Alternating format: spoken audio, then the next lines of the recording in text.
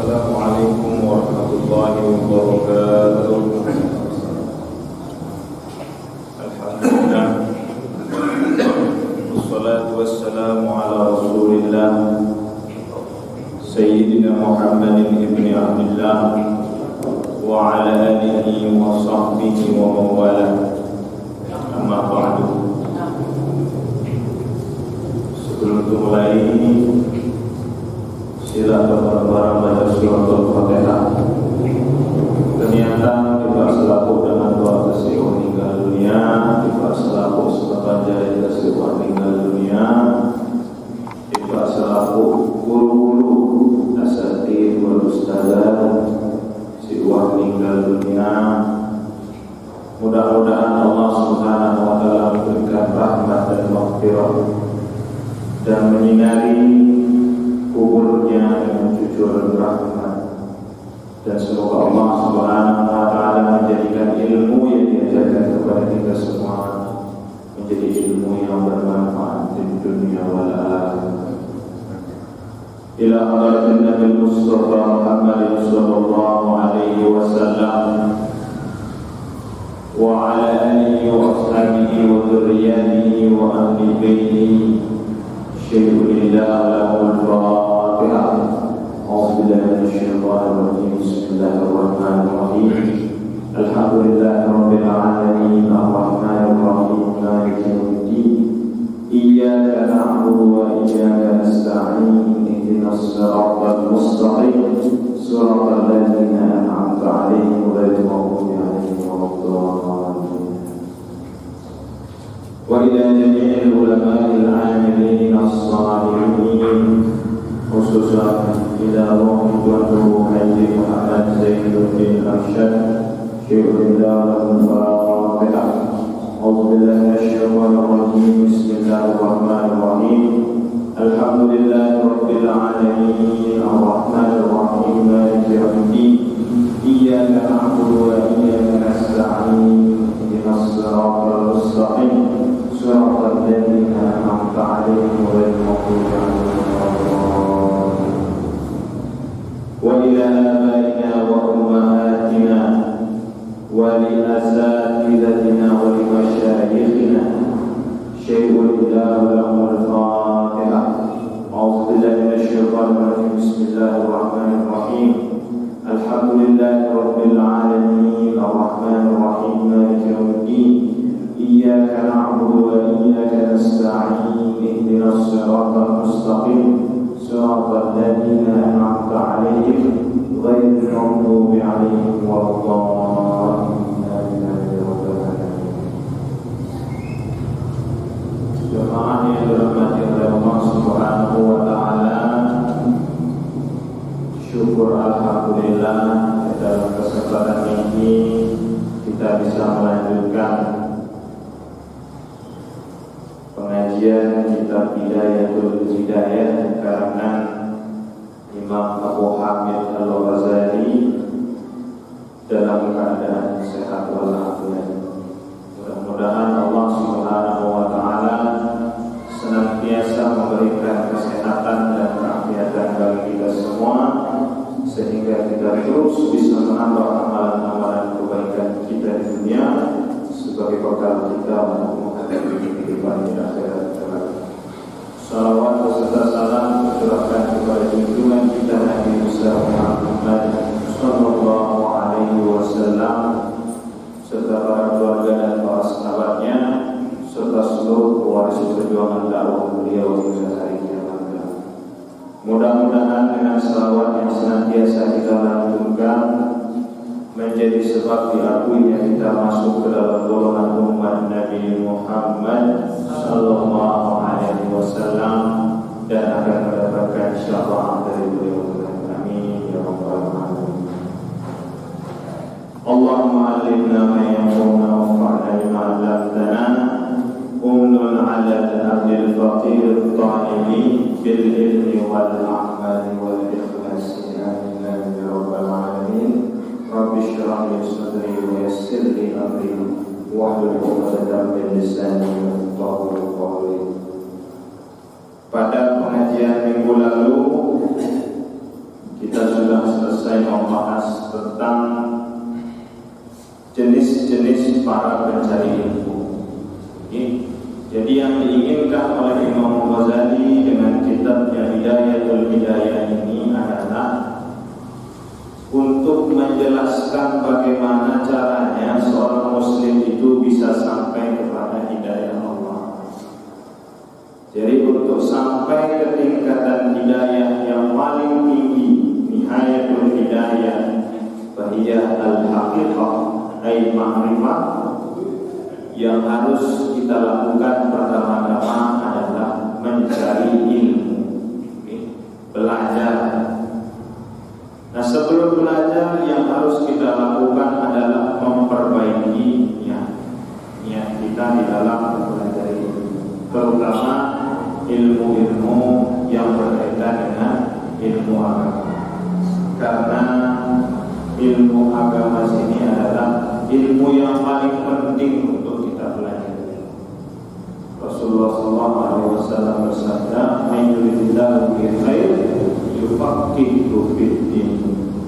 Siapa saja yang dikehendaki kebaikan oleh Allah Subhanahu wa taala, maka dia diberikan pemahaman tentang ilmu agama. Jadi sebelum kita mencapai hidayah, kita mencari ilmu agama, kita memperbaiki niat, setelah itu kita mengamalkan ilmu yang kita miliki supaya kita masuk ke dalam golongan orang-orang yang faizin, orang-orang yang beruntung karena ilmunya, dan kita terhindar menjadi orang-orang yang mukhatirin, orang-orang yang dalam bahaya karena ilmunya, dan kita dijauhi masuk ke dalam golongan orang-orang yang halikin, orang-orang yang binasa karena ilmunya. Nah, setelah kita selesai memperbaiki niat, lalu kita kemudian mulai mengamalkan ilmu kita, maka kita mulai masuk ke dalam memahami apa yang disebut sebagai ketakwaan itu. Jadi Imam Ghazali rahimahullah ta'ala menjelaskan di dalam kitab Hidayatul Hidayah, fama Hidayatul Hidayah, apa yang menjadi awal permulaan dari hidayah itu, diujari bagian nafsi, yang dengannya kita membiasakan jiwa kita, membiasakan diri kita. Apa yang kemudian menjadi permulaan atau awal dari hidayah itu? Kemudian Imam Ghazali rahimahullah ta'ala menjelaskan, fa'aqulu laka i'lam, ketahuilah olehmu wahai penuntut ilmu, wahai pencari hidayah, ketahuilah bahwa anna bidayataha zahiratul taqwa wa nihayatuha batinatul taqwa, bahwa permulaan hidayah itu adalah zahirnya takwa, dan akhir dari hidayah itu adalah batinnya takwa. Maksudnya apa? Permulaan dari hidayah itu adalah takwa dalam bentuk zahir. Hasil dari takwa yang zahir itu adalah takwa dalam bentuk batin. Jadi kemudian Imam Ghazali menjelaskan, fala aqibata illa bil taqwa wa la huda illa lil muttaqin. Tidak ada ganjaran kebaikan kecuali dengan ketakwaan, wa la huda illa lil muttaqin, dan tidaklah hidayah itu kecuali bagi orang-orang yang bertakwa kepada Allah Subhanahu wa taala. Jadi ada takwa yang zahir dan ada takwa yang batin. Jadi takwa itu bukan hanya dalam bentuk ibadah-ibadah yang zahir saja, tetapi takwa itu juga dalam bentuk ibadah-ibadah batin. Dalam kitab Syiar Salihin misalnya, Abdul Somad Al-Falimani ketika mensyarahkan Ihya Ulumuddin mengatakan, apa takwa yang zahir itu? Takwa yang zahir itu dalam bentuk ibadah jasmania, Ibadah jasmaniah itu sholat, puasa, zakat, haji, dan amalan-amalan lain yang kita lakukan. Itu adalah takwa Allah. Dan selain melaksanakan perintah Allah yang zahir, takwa yang zahir itu juga meninggalkan larangan-larangan Allah yang zahir. Contoh meninggalkan perbuatan mencuri, berzina, membunuh, itu bentuk takwa yang zahir. Nah, takwa zahir ini adalah permulaan dari siaran hidayah. Jadi untuk sampai kepada akhir dari hidayah harus kita mulai dengan mengamalkan ketakwaan yang zahir, ibadah-ibadah yang zahir. Lalu kemudian Imam Ghazali menjelaskan apa yang disebut sebagai takwa itu. Takwa itu adalah ibaratun an imtithali awamirillahi ta'ala wa ijtinabi nawahihi. Yang disebut sebagai takwa itu adalah melaksanakan apa yang menjadi perintah Allah dan meninggalkan apa yang menjadi larangan Allah, baik zahiran kana au batinan, baik yang dalam bentuk zahir maupun yang dalam bentuk batin. Lalu kemudian Syekh Nawawi Al-Bantani rahimahullah ta'ala menjelaskan yang disebut sebagaimana ini kama fi nisbatin wa summiya dzalika taqwa li annahu yaqi ay yahfazu sahibahu min al-ma'alik ad-dunyawiyyah wal ukhrawiyyah. Jadi yang disebut sebagai nawahi itu adalah manahi, apa yang dilarang oleh Allah. Dan disebut takwa itu sebagai takwa li'annahu yaqin, berasal dari kata yaqin. Artinya apa? Yaqin itu bermakna yahfazu, melindungi. Melindungi dari apa? Minal mahalik dunyawiyah wal ukhrawiyah, dari kebinasaan duniawi dan kebinasaan ukhra. Dan takwa itu kata Imam Ghazali fahuma kismani wa alif tanwih, fahuma kismani wa ana ushiru ilaika bi jumalin. Yang namanya takwa itu ada dua, waha. Jadi kalimat waha ini maksudnya litanbih atau untuk menegaskan, untuk menjelaskan.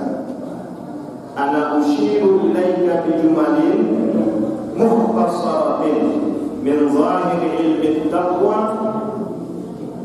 fil kismaini jami'an wa ulhiku kisman thalithan liyasiru hadzal kitab jami'an mughniyan. Allahul musta'an. Jadi Imam Ghazali akan menjelaskan terlebih dahulu apa yang dimaksud sebagai takwa itu, sebagai hidayatul hidayah, sebagai permulaan dari hidayah. Jadi ternyata dalam ibadah ke sini sekedar cukup kita bertakwa secara zahir. Ibadah terbagus, sembahyang terbagus, salat terbagus akan menjadi sia-sia apabila batin kita tidak ikut bertakwa. Apa bentuk ketakwaan batin? Bentuk ketakwaan batin sama dengan ketakwaan zahir, yaitu melaksanakan apa yang menjadi perintah Allah dan menjauhi apa yang dilarang Allah. Bedanya ketakwaan batinnya itu yang dijaga adalah hati. Jadi takwa batinnya itu menjaga hati kita untuk tidak bersifat seperti sifat-sifat yang dibenci oleh Allah, dan kita mengusahakan diri kita bersifat dengan sifat-sifat yang disukai oleh Allah Subhanahu wa ta'ala. Maka tidak sekedar cukup takwa zahir, kita juga harus takwa secara batin. Karena pada suatu saat Rasulullah Muhammad SAW pernah bertanya kepada para sahabat. Rasul bertanya, "Atadruna manil muflis?" Wahai para sahabat, apakah kalian tahu siapa orang-orang yang bangkrut itu? Rasul.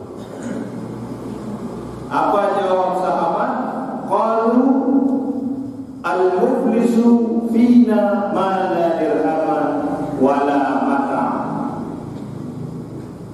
Orang muflis, orang bangkrut itu ma la dirhama, orang yang tidak punya uang.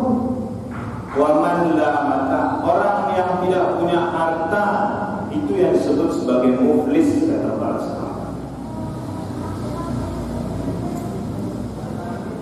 Tapi ternyata bukan itu yang disebut sebagai orang yang muflis atau orang yang bangkrut.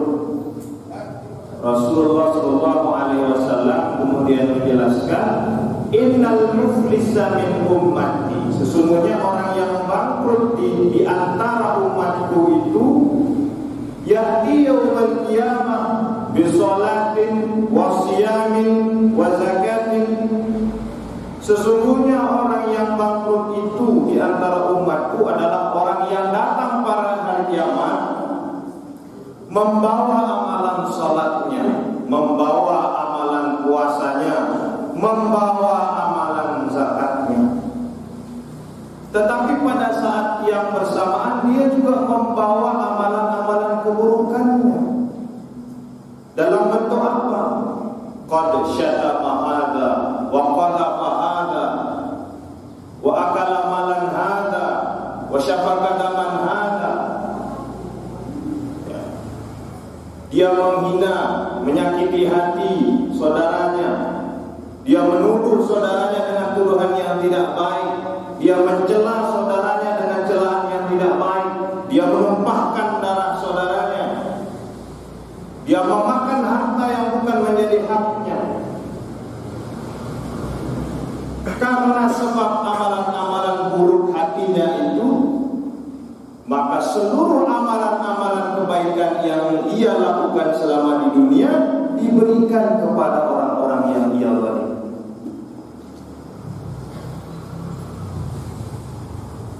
Apakah cukup sampai di situ? Dengan cukup. Setelah habis amalan kebaikan manusia yang bangkrut ini, amalan-amalan keburukan dari orang-orang yang dizalimi dipindahkan menjadi amalan keburukan. Ini searah dengan si bangkrut. Wah, lelah ya ibadah di dunia ini, puasa, salat, zakat, haji. Tetapi ketika datang menghadap Allah, hilang semua amalan, sia-sia disebabkan keburukan hati dan lisannya. Jadi jangan sampai amalan ibadah kita di dunia ini menjadi sia-sia karena kita tidak merawat hati kita. Karena dalam penjelasan Imam Ghazali di dalam Ihya Ulumuddin menjelaskan bahwa hati itu al-amirul muta' fi alamil jasad. Hati itu seperti seorang raja di dalam badan manusia.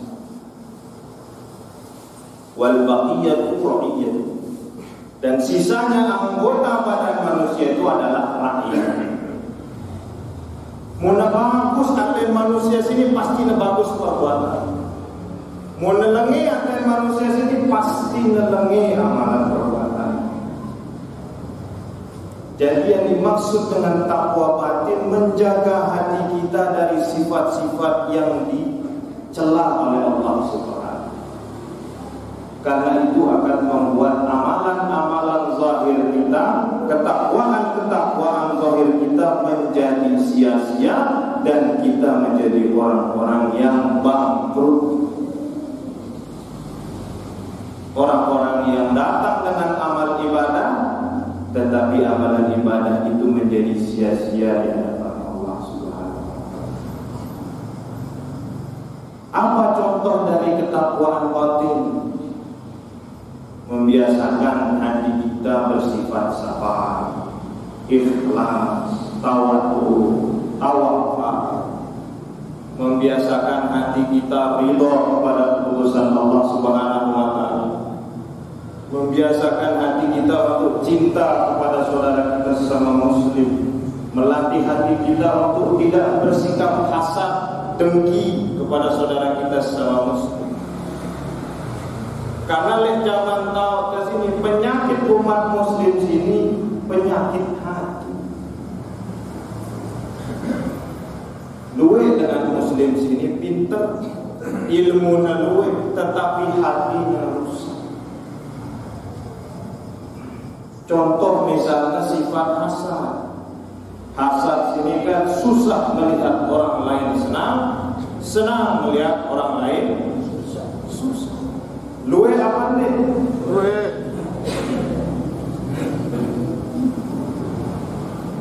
ibadahnya rajin, puasanya rajin, tahajudnya rajin, tapi kegiatan tiap harinya adalah menyakiti perasaan saudaranya, tetangganya. Maka tidak menjadi amalan yang bermanfaat di sisi Allah Subhanahu wa taala, karena amalan itu akan habis diberikan kepada orang yang dizalimi. Na'udzubillah min dzalik. Maka selain kita membiasakan diri kita dengan takwa yang zahir, kita juga biasakan hati kita untuk melaksanakan takwa yang batin.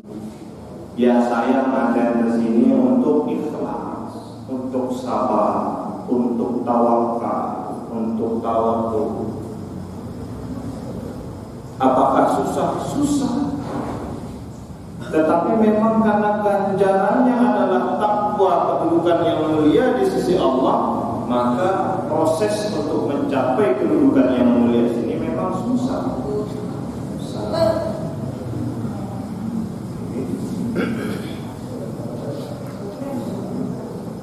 Ya, dari itu takwa yang zahir dan yang batin.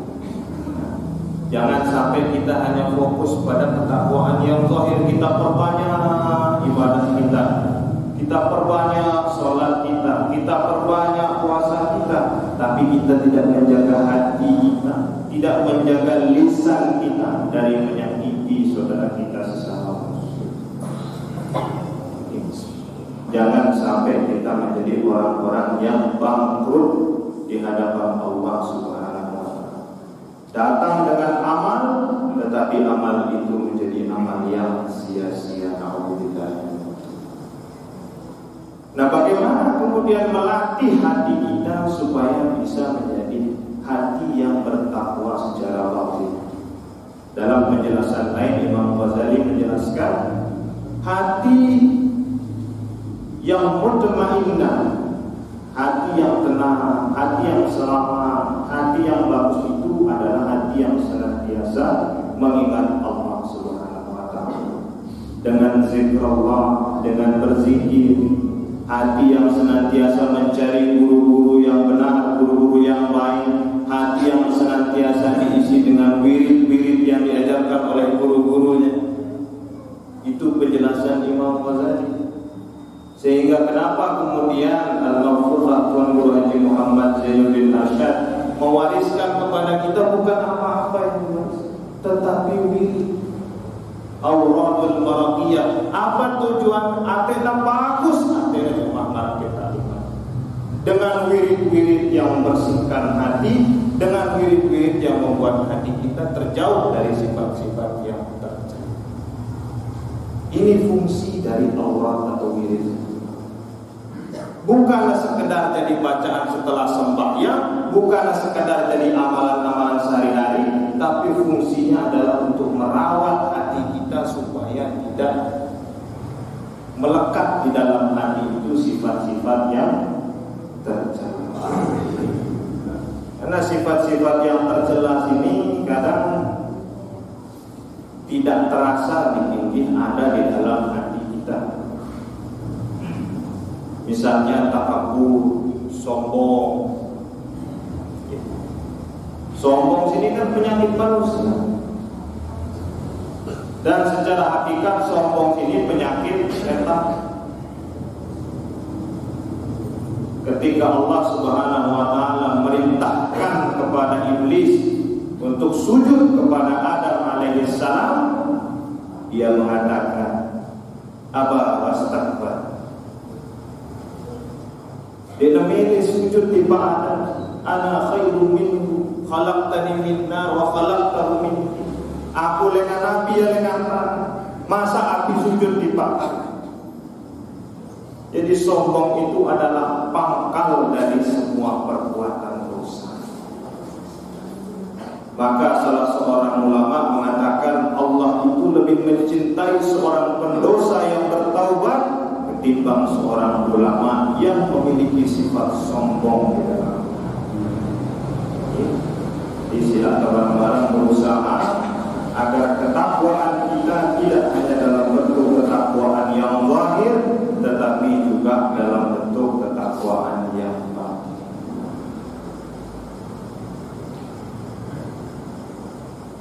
Nah, lalu Imam Ghazali rahimahullah taala menjelaskan tentang ketaatan, jenis-jenis dari ketaatan itu, atau ketakwaan kepada Allah Subhanahu wa taala. Al-qismul awwal fi ta'ati i'lam anna awamirallahi ta'ala naw'ani. Ketahuilah bahwa perintah dan larangan dari Allah itu ada dua, faraidu wa nawafilu, yaitu perintah yang wajib dan perintah yang sunnah.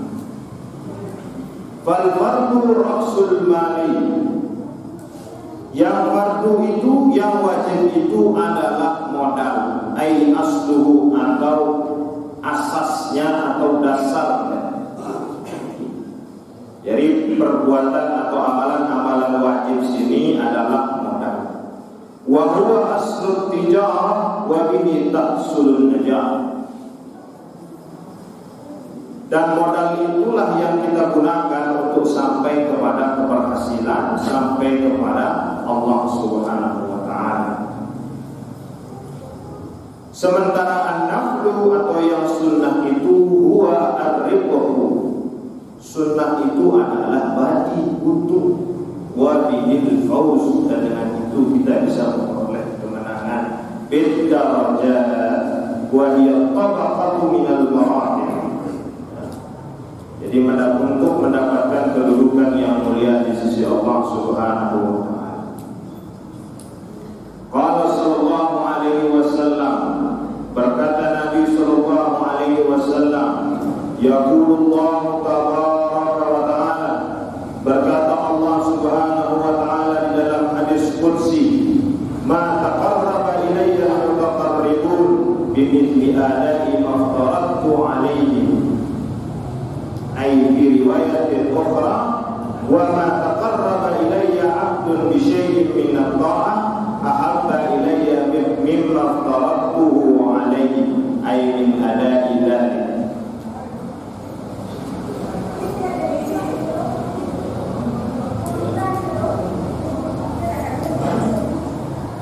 Ma taqarraba ilayya al-mutaqarribun, muntamil yang mendekat di Allah Subhanahu wa taala. Bagaimana caranya? Ada imaftaratu alaihi, yaitu dengan melaksanakan apa yang diperintahkan oleh Allah Subhanahu. Muntamil yang mendekat di Allah Subhanahu wa taala, laksanakan kewajiban. Wala yazalul 'abdu yataqarrabu ilayya bin nawafili hatta uhibbahu. Kalau mau mendekat kepada Allah dengan melaksanakan yang wajib, kalau mau dicintai oleh Allah dengan melaksanakan amalan sunnah. Jadi mendekat kita dengan amalan wajib, dicintai kita dengan amalan sunnah. Hatta uhibbahu. idza ahbabtuhu. Jadi dalam hadis qudsi disebutkan fa idza ahbabtuhu. Ahbabtu ini dalam bentuk kata kerja fi'il madhi. Fi'il madhi sini maksudnya sudah terjadi. Kalau sedang dan akan terjadi itu biasanya menggunakan fi'il mudhari'. Di dalam hadis qudsi ini Rasulullah SAW menggunakan kata ahbabtu, menggunakan kata fi'il madhi. Dijelaskan oleh Syekh Nawawi Al-Albani apa maksudnya sini, adhartu hubbi lahu ba'da taqarrubihi ilayya bima dzukira fa inna hubbahu ta'ala qadimun ghairu hadits.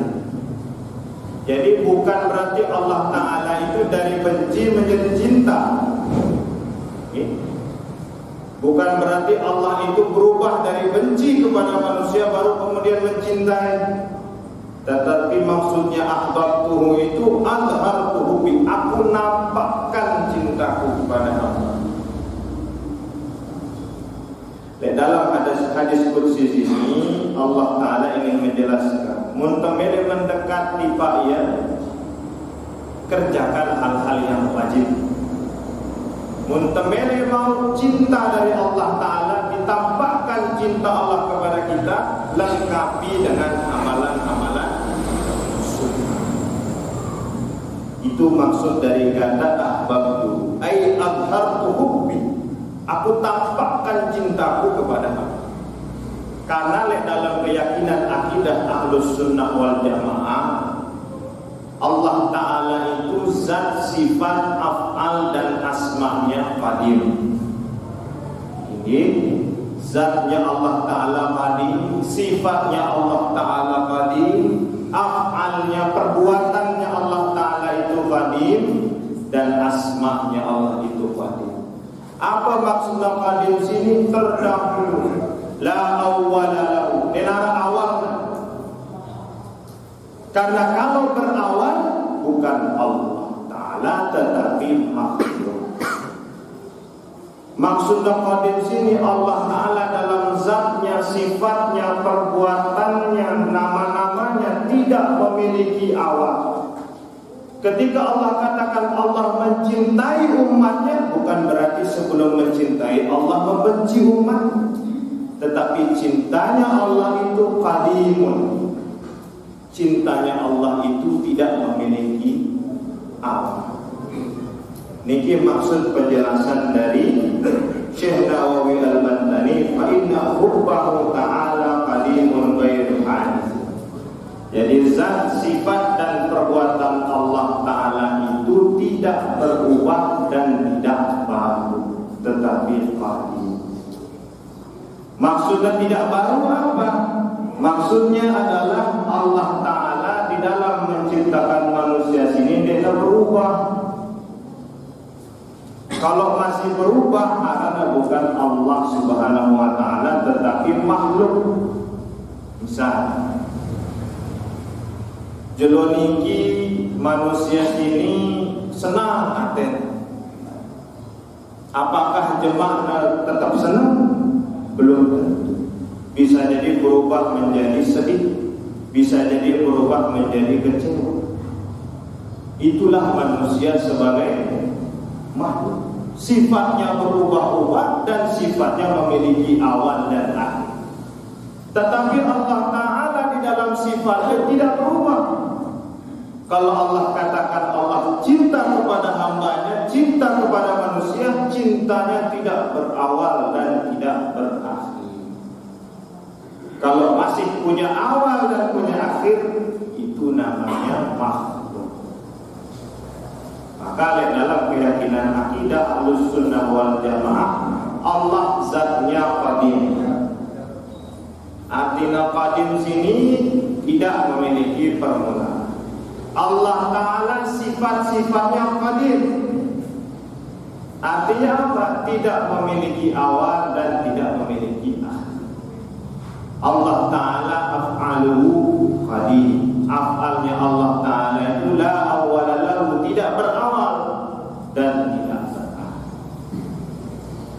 perbedaan antara Tuhan, antara Allah sebagai Khalik, sebagai pencipta, dengan manusia sebagai makhluk.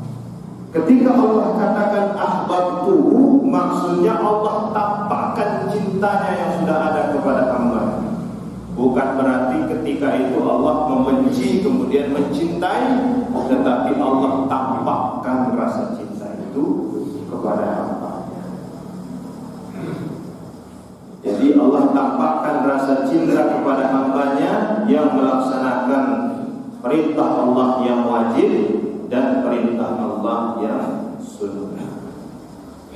Fa'idha ahbabtuhu, ketika Allah telah menampakkan rasa cinta kepada hambanya, kuntu sam'ahu alladhi yasma'u bihi, wa basaruhu alladhi yubsiru bihi, wa lisanahu alladhi yantiqu bihi, wa yadahu allati yabtishu biha, wa rijlahu allati yamshi biha. Ketika Allah sudah cinta kepada makhluknya, ketika Allah sudah menampakkan cinta kepada hambanya, Allah menjadi pendengarannya yang dengannya ia mendengar, Allah menjadi penglihatannya yang dengannya ia melihat, Allah menjadi kaki tangannya yang dengannya ia berjalan dan melakukan sesuatu, Allah menjadi lisannya yang dengannya ia berbicara. Jadi ketika Allah sudah menampakkan cinta kepada manusia, maka apa yang dilihat, apa yang didengar, apa yang diucapkan dan apa yang diperbuat tidak keluar dari apa yang diinginkan oleh Allah Subhanahu wa ta'ala. Maka mendengar cerita-cerita lain tentang Tuan Guru, misalnya almarhum almarhumullah Tuan Guru Haji Muhammad Zainuddin Arsyad, bagaimana perjalanan dakwah beliau dipenuhi dengan ilmu-ilmu hikmah, dipenuhi dengan keajaiban-keajaiban yang tidak bisa diterima oleh akal sehat kita.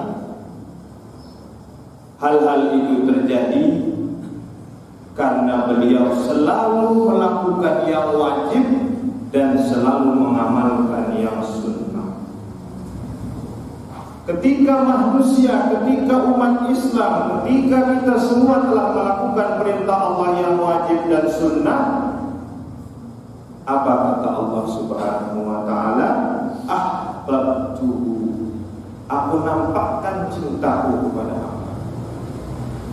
Ketika aku nampakkan cintaku kepada hambaku, maka apa yang dia lihat, apa yang dia dengar, apa yang dia perbuat, semuanya tidak keluar dari apa yang aku inginkan.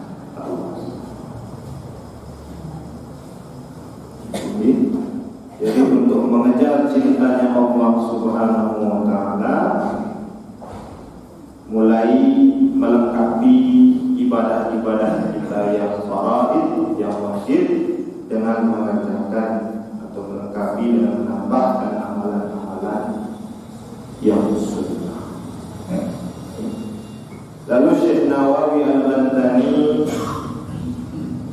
menambahkan penjelasan. Jadi ya, orang-orang li'anna alladhi yu'addil fardha qad yaf'aluhu khawfan.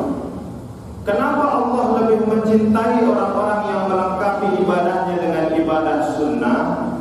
Karena biasanya orang yang hanya melakukan perbuatan yang fardu, amalan yang fardu itu melakukan karena sebabnya takut amanah neraka, takut mendapatkan siksa, takut menjadi pembicaraan orang lain, takut disebut tidak alim, takut disebut tidak tahu agama. Akhirnya ibadah hanya sekedar menggugurkan kewajiban. Tetapi Syekh Nawawi Al-Bantani menambahkan, kalau orang yang melakukan perbuatan sunnah itu la yaf'alwa illa ithar lil khidmah, falidzalika juziyal mahabbah allati hiya ghayatul matlub may yataqarraba bi khidmatihi wal muradu bin nawafil hiya nawafil al-waqi'iyah mimman adal maram. La yaf'aluha illa ithara lil hikmah. Kalau orang mengerjakan perbuatan sunnah itu dilandasi niat khidmat, sebagaimana seorang pelayan berkhidmat kepada tuannya. Apa dasar dari khidmat? Mahabbah, cinta kepada Allah. Kalau manusia sudah cinta kepada Allah, yang tidak diperintahkan pun akan dia lakukan untuk Allah Subhanahu wa Ta'ala. Maksudnya dalam hal sunnah. Kalau orang sudah cinta kepada Allah, yang wajib pun, yang tidak wajib pun menjadi wajib, yang sunnah pun menjadi kewajiban baginya. Karena dasarnya adalah khidmat dan cinta kepada Allah Subhanahu. Seperti selalu kesini berdua anak, berdua istri.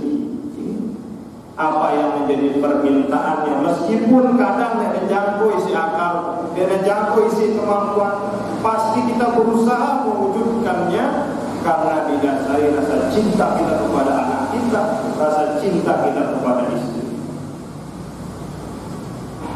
Cobalah kita pindah rasa cinta itu kepada Allah Subhanahu wa Ta'ala. Maka apa yang sunnah pun menjadi wajib bagi kita kerjakan karena kita mendasarkannya kepada khidmat kepada Allah Subhanahu wa Ta'ala.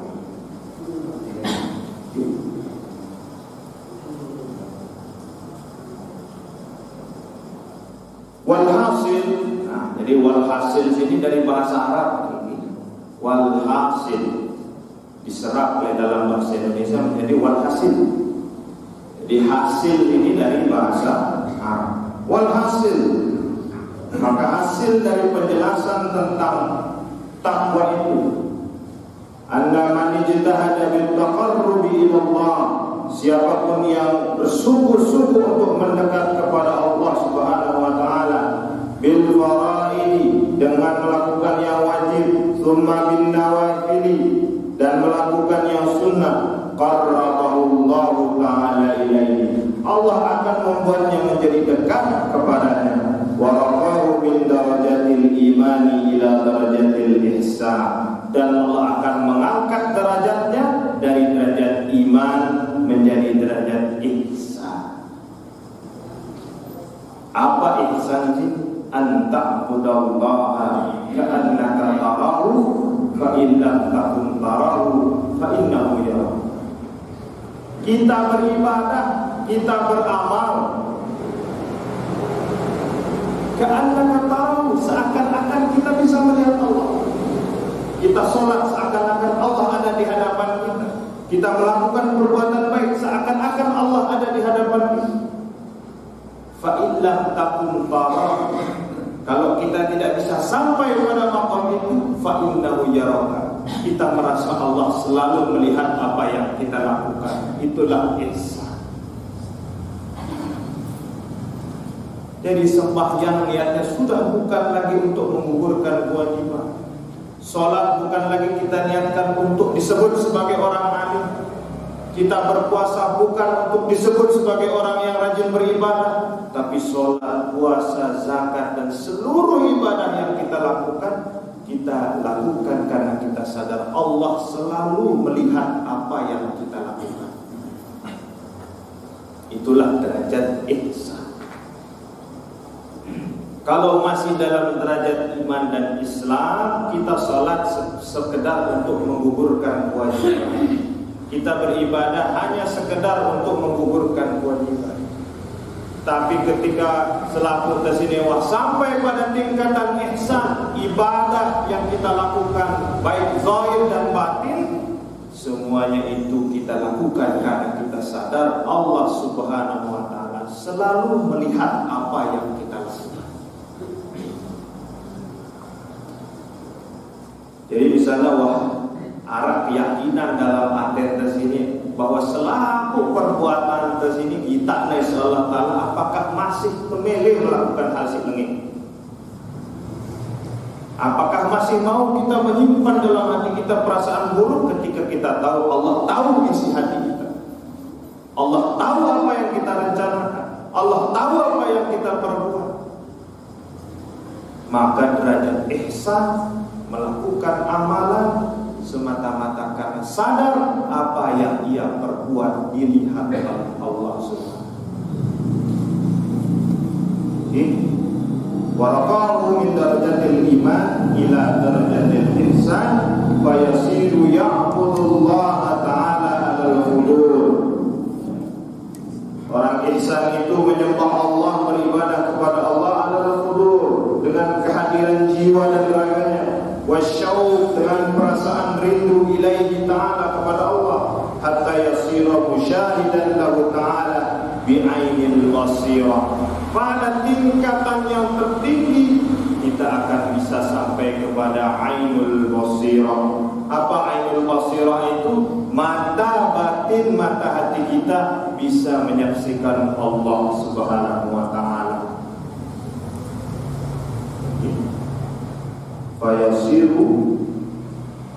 Fayasiru musyahidan lahu ta'ala bi'ainil basirah.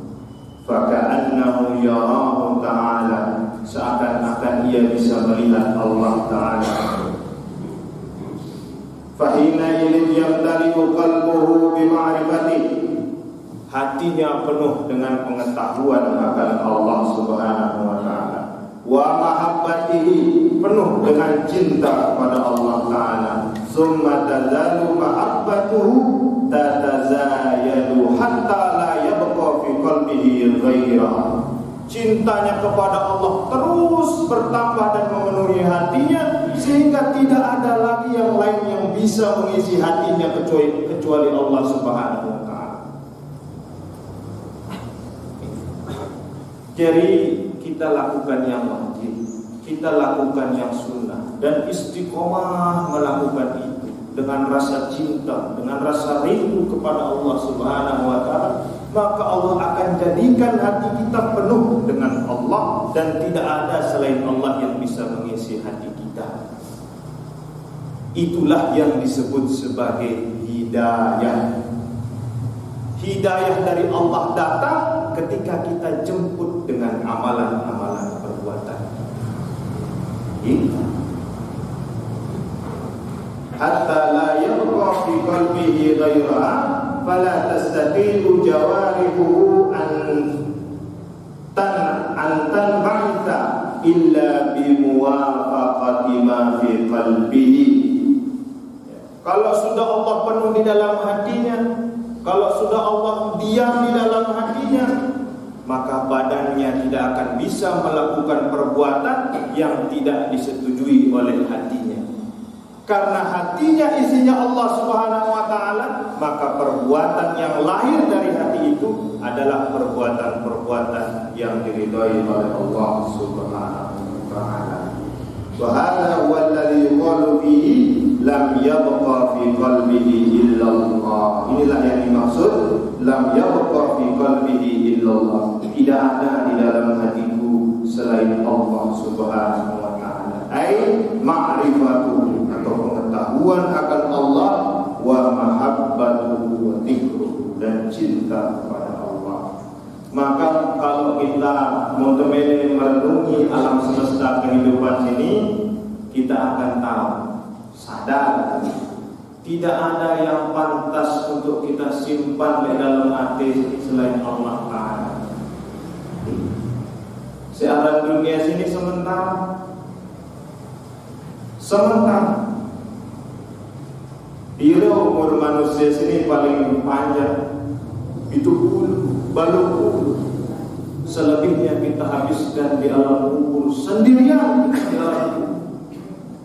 Maka sungguh beruntung ketika selama di dunia kita sibukkan anggota badan kita, kita sibukkan hati kita, dan kita isi hati kita dengan Allah SWT. Ini kedudukan, jabatan, harta hanyalah titipan dari Allah Subhanahu wa ta'ala. Arake dengan mati jauh balen, jauh motor, jauh tanah. Apa jauh dengan mati? Maka sungguh dunia ini sementara, dan sungguh merugi jika dunia kita simpan di dalam hati kita.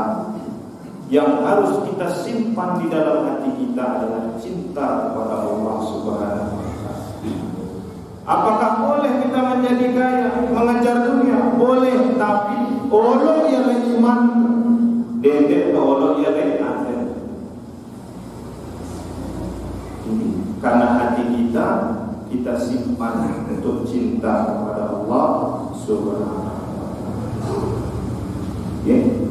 Ini yang diinginkan oleh Imam Ghazali, bahwa berangkat dari takwa kita bisa membersihkan hati kita diisi dengan cinta kepada Allah, dan ketika Allah sudah cinta kepada kita, maka kita tidak akan diridhoi untuk melakukan perbuatan yang buruk, karena hati kita sudah diisi oleh Allah Subhanahu wa Ta'ala. Ini maksudnya takwa, permulaan dari datangnya hidayah. Jadi hidayah itu tidak turun simsalabim. Hidayah itu harus kita jemput dengan amalan kebaikan, baik sifatnya zahir maupun sifatnya batin. Walan tasila ayyuhat talibu, dan tidaklah engkau akan sampai wahai para penuntut ilmu,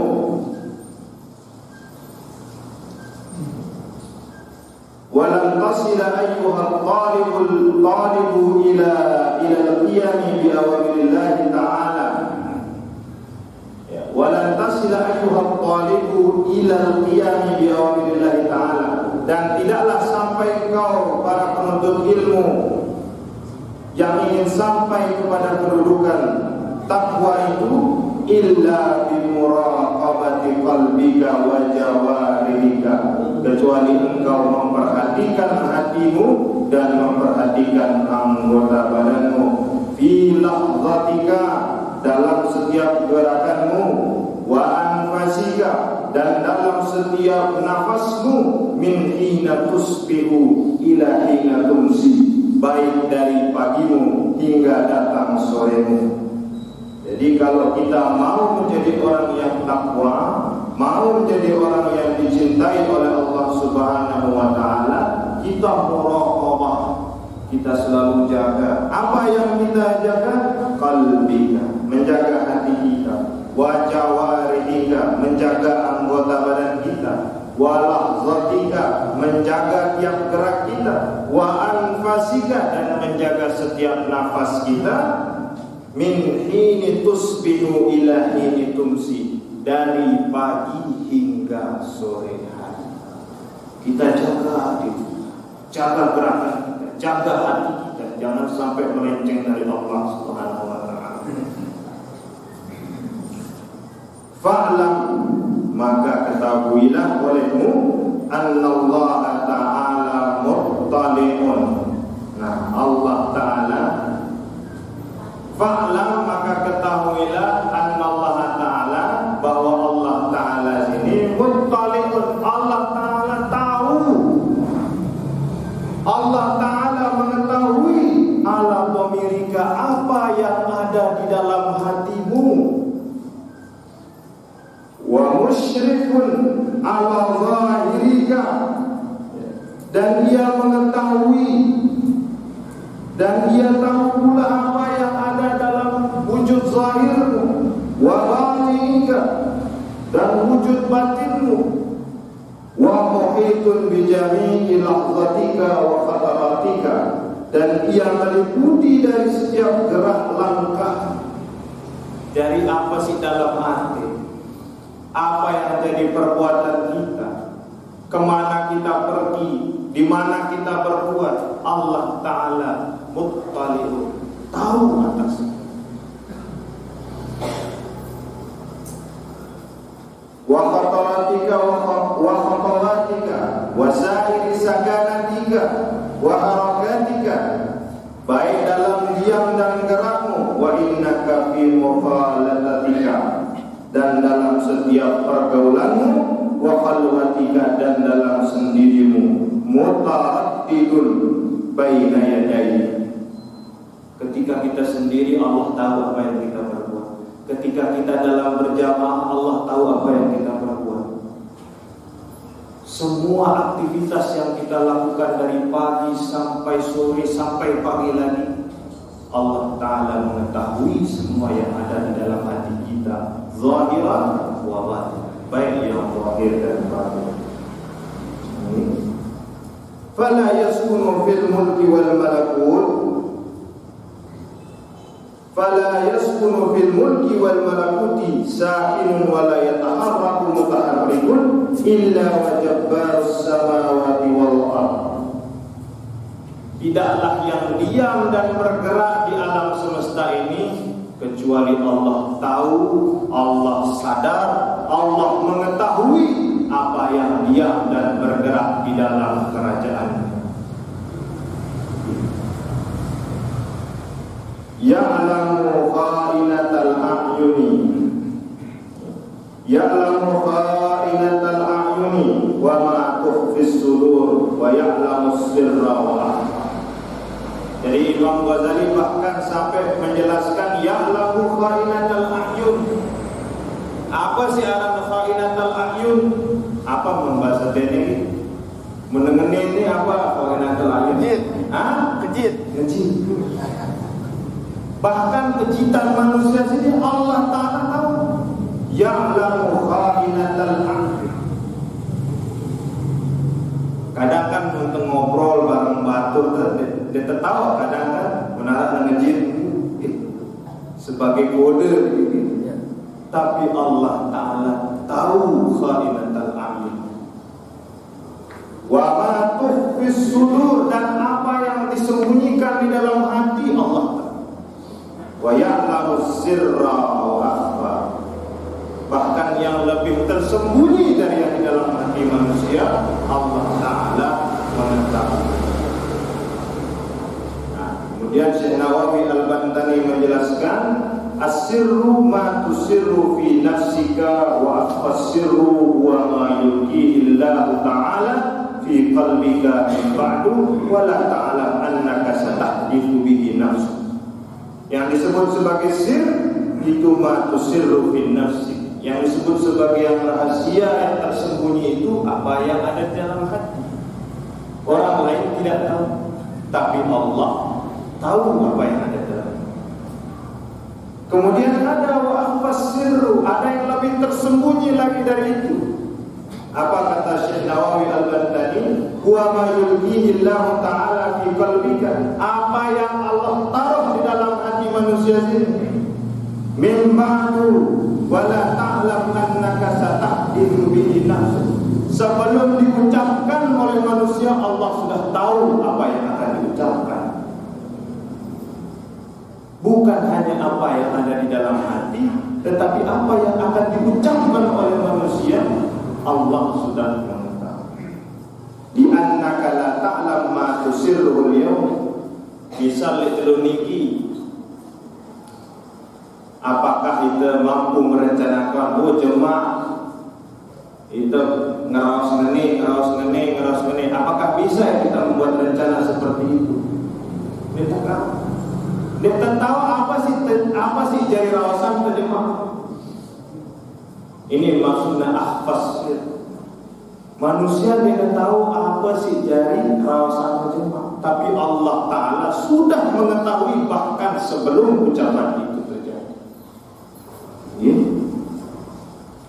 Walam ta'lam ma tusirru dan wallahu ya'lamu ma asrartal yawm wa ma tusirru. Allah tahu apa yang engkau rahasiakan hari ini, Allah tahu apa yang engkau rahasiakan besok. Wa qala ba'dal masyayikh fa idza dawam al-'abid ala hadha dzikri. Jadi ini ditambahkan oleh Syekh Nawawi Al-Bantani, bagaimana caranya supaya kita mendekat dengan kepada Allah Subhanahu wa Ta'ala, dan bagaimana supaya kita mengetahui rahasia-rahasia akhfas sir ini. Jadi ini sebagai amalan-amalan yang bisa dipakai. Fa idza dawama al-'abdu ala hadzal dzikr, kalau seorang hamba mendawamkan atau mewiridkan zikir ini, wallahu syahidi, Allahu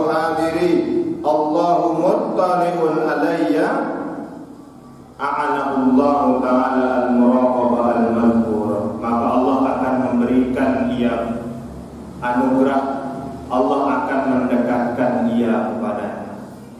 Ini tambahan dari Syekh Nawawi Al-Bantani.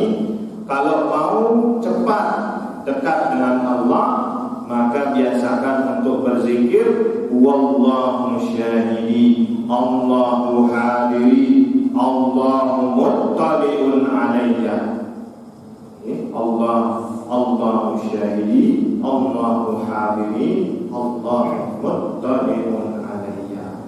Itu untuk muraqabah, untuk mendekatkan hati kita kepada Allah, bisa dibantu dengan zikir itu. Ini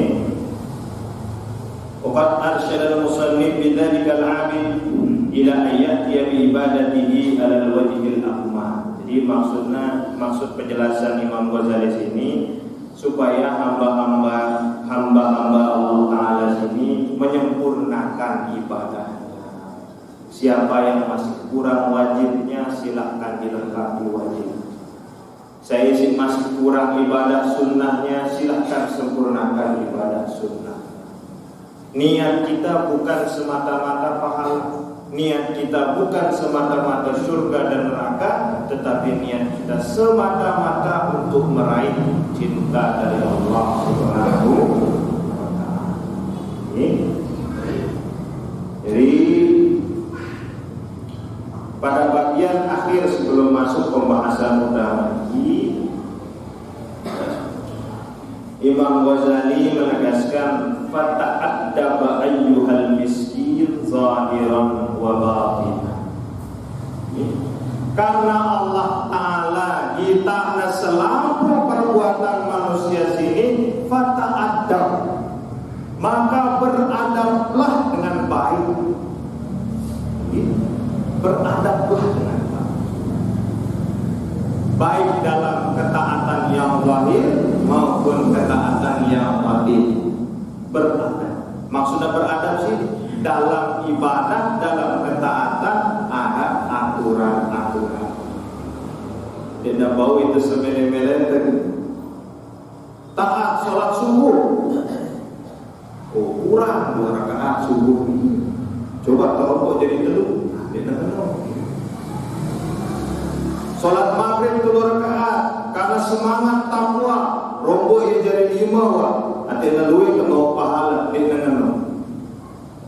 Jadi dalam melaksanakan ketaatan pun ada adab-adab. Maka Imam Ghazali mengingatkan fata'addaba ayyuhal miskin, maka beradablah engkau wahai orang-orang yang miskin.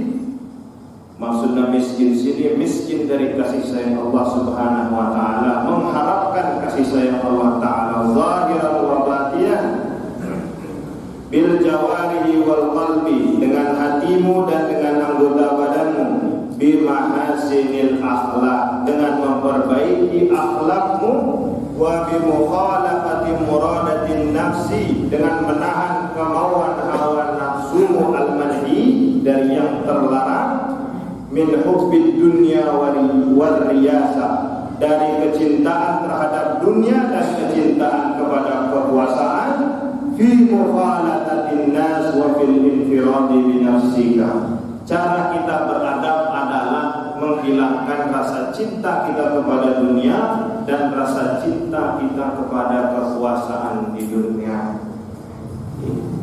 Maka dalam salah satu bait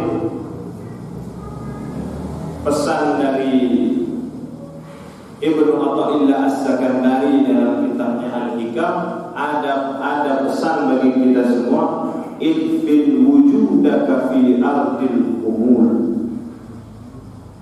fama nabata mimma lam yudfan la yatimmu natajuhu. Idfil wujudaka fi ardil umur, kuburlah dirimu di dalam dunia yang tidak tahu.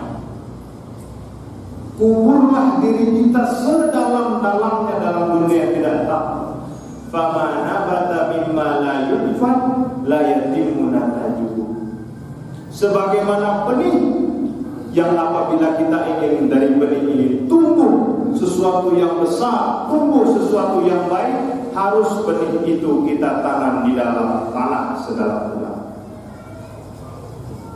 Maksudnya apa? Untuk bisa mendekat kepada Allah, rendahkan diri kita serendah-rendahnya dengan tidak mengharapkan dunia, tidak mencintai dunia, tidak mengharapkan kekuasaan. Infil wujudaka fi ardil kubur diri kita sedalam-dalamnya, supaya dari dalam tanah itu akan tumbuh tumbuhan yang bagus dan baik. Kan mentemeli mau apa? Mangga misalnya ini, tapi tak tertalan benih nasi letak, taruh dia di dalam, supaya dari benih itu akan tumbuh tumbuhan yang baik dan bisa bermanfaat. Maka muntamilin muraqabah, muntamilin mendekat kepada Allah, rendahkan diri kita serendah-rendahnya di hadapan Allah Subhanahu wa taala. Jangan jadikan dunia dan kekuasaan ini menjadi harapan. Coba kita belajar dengan si lain. Hanya karena perkara dunia, perkara kekuasaan, dia kedal saudara.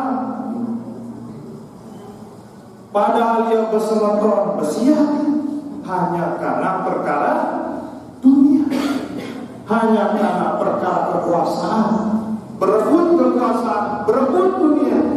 Pada saudara, pada semeton bersiap. Dia saling sapa, utus hubungan silaturahim. Na'udzubillah.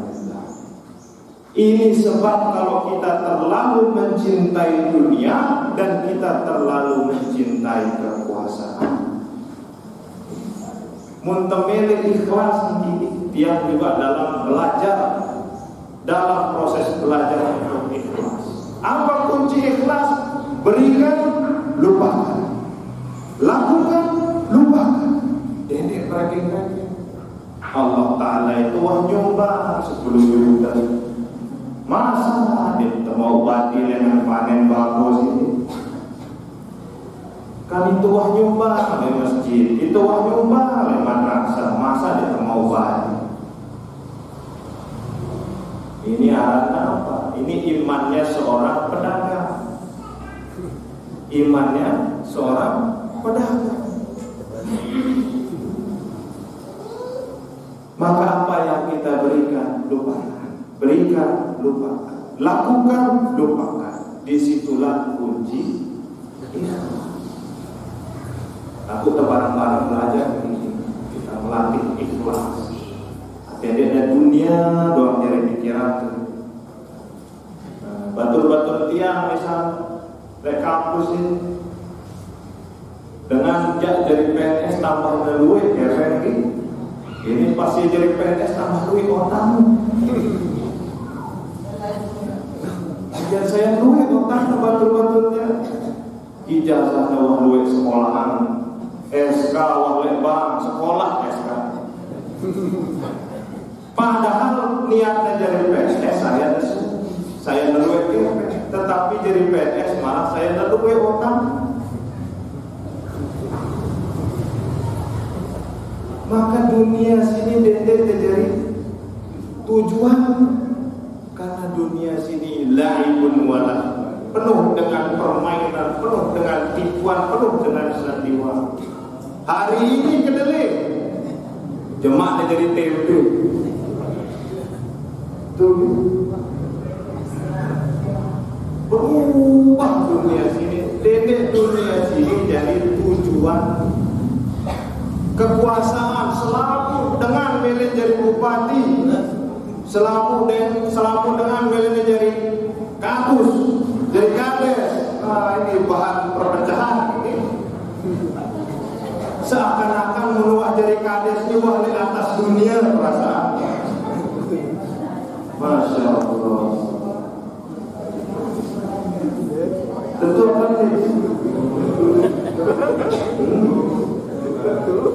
Seakan-akan akhir dunia menjadi kades. Cita-cita fit dunia wal akhirah. Rela yang bersiap para saudara semertuan jarina hanya karena perkara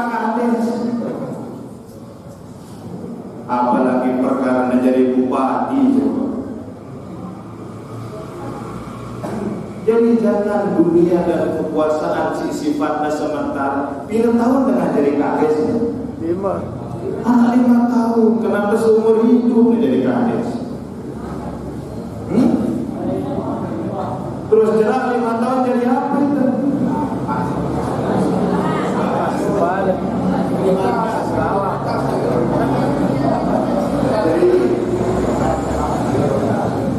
Wah gue 5 tahun kepeng wah gue selalu dengan jadi musuh masyarakat di namanya kaos barang ini hidup sengsara nauzubillah.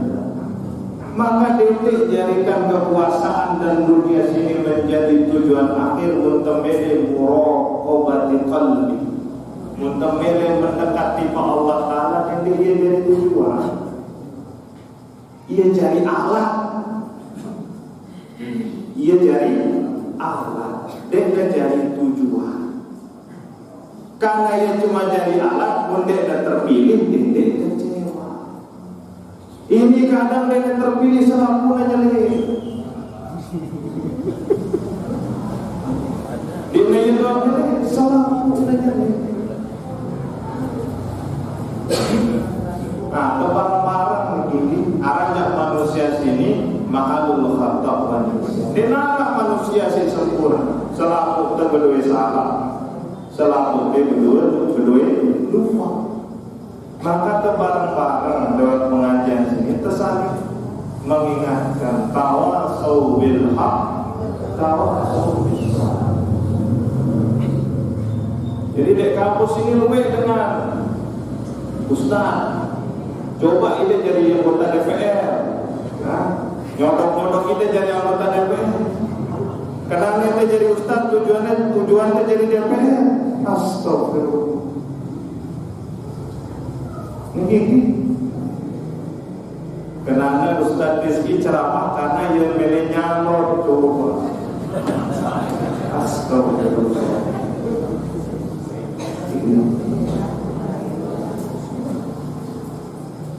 Jangan jadikan dunia dan kekuasaan menjadi tujuan. Kenapa? Pasti kecewa itu. Karena tuh jadi kades senang. Coba kebetulan barang kades ini marah pusing apa ini? Waktu turun inspektorat pusing. Tentu. Kenapa jadi kades ini lemah? Kenapa jadi DPR, jadi bupati, jadi pimpinan sini lemah? Kenapa jadi ustaz tuan guru ini lemah? Tanggung jawab ke sini dari dunia doang dari ustaz di akhirat.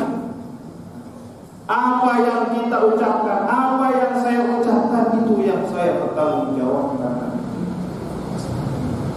Maka awal-awal pas di mana turun ceramah, ustaz jadi tuan guru dalam batin dia kan dengan sini baru jadi tuan guru. Padahal tanggung jawab dari tuan guru sini tanggung jawab di dunia wal akhirah. Maka kadang kita malu menetanggung itu ustaz. Mulai aja teman lari. Nah, ke berlari itu boleh panggil ustaz. Karena panggilan ustaz, tuan guru, dan harap pelantikan ustaz ini. Harap pelantikan tuan guru. Seseorang disebut ustaz, seseorang disebut tuan guru ketika dia mengamalkan ilmunya, mengajarkan ilmunya, dan dia istiqomah dengan amalan. Karena akan ada pertanggungjawaban ketika datang hari akhirat. Maka Ustaz dia coba dendek tersaling ribut hanya karena perkara si kecil ini, hanya perkara pemilihan kepala desa, perkara pemilihan kadus. Kadang-kadang sulit karena jadi semangat dan namanya jadi kades, semangat namanya jadi kadus. Apa-apa sih jadi saran bapak kadang nggak beneru. Begini, maka jangan jadikan dunia, jangan berjuang, jadikan dia Allah. Ketika tidak kita bisa menggapainya dunia dan kekuasaannya, dia terkecewa karena kita sadar ini Allah. Dia jadi tujuan. Dan jangan kita kemudian bertengkar karena hal-hal yang kecil. Muntamir selalu jamaah kita taklimat sini muraqabah, mendekatkan hati kita, mendekatkan anggota badan kita, mendekatkan pikiran kita kepada Allah. Jadikan marakit taklimat ini menjadi alat untuk mendekatkan diri kepada Allah. Jadikan jamaah ini menjadi alat untuk mendekatkan diri kepada Allah. Mun politisi kita jamaah sini dalam bayangannya TPS doang. Tentu apa nih? Mun kita jamaah kumpul lah, ini suara marakit ini pelik. Tapi dalam pandangan batiniah selaku tesini akan bersama-sama berjamaah masuk ke dalam surga sebagai jamiah makin taklim.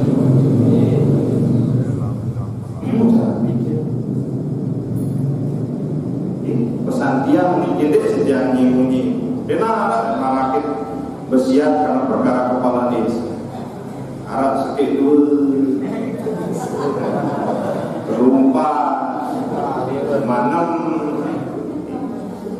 Jadi perkara-perkara sini dia menjadi perkara si pecah. Nah, doa-doa para orang tua kita, para pendiri marakit taklimat adalah sa'ya marakit taklimat najihan, supaya marakit taklimat ini selalu berhasil, selalu selamat di dunia wal akhirah. Bagaimana kita mau selamat bersama kalau kita tidak bisa berjamaah? Si arat berjamaah sini arat dengan si jari imam, arat dengan si jari makmum. Mun selaku milih jadi imam apa jamaah? Selaku milih jadi juru apa jamaah? Bubar sembahyang ini karena apa? Selaku milih jadi imam. Harus sakit jadi imam. Mun salah imam arah cara menegur kesalahan imam. Kini dedek jadi bahan tersinggung itu mengarah calon kades katanya gini. Tiang jadi tiang milu-milu persoalan politik ini, tiang ngaji-ngaji doang. Tiang ngaji-ngaji. Wah, tiang bagi tugas. Persoalan yayasan ada kakak tiang, tuan tiang di Haji Fatul Rahman. Menara jamaah sakit, arah klinik, arah kakak tiang dokter. Arah anak paman tiang di Pak Haji Iman nanti akan pulang berjuang bersama-sama juga dengan kita. Nah, tiang tugas tiang ngaji ini buat jadi tugas. Ini doang berat. Ini wah berat. Karena tanggung jawabnya bukan hanya di dunia tapi di akhirat. Jadi maka dia terawas bangsa, dia rere masa harap dengan nyodok-nyodok kita jadi DPR. Rizki sini tugas ngaji, jelas. Tugas tiap ngaji. Urusan politik, urusan kades ini jadi urusan dia. Tapi pesan dia nenek jadi bahan pecah belah. Karena ini persoalan sementara. Kepala desa kakus 5 tahun jerak, 5 tahun ganti. Ini persoalannya. Dia jadi bahan terus. Dan mudah-mudahan Allah Subhanahu wa taala selalu memberikan kesehatan kepada kita semua, menjadikan anak keturunan kita menjadi anak keturunan yang saleh, salihah, dzurriyyatun thayyibah wa jannatin muttaqin. Al-Fatihah.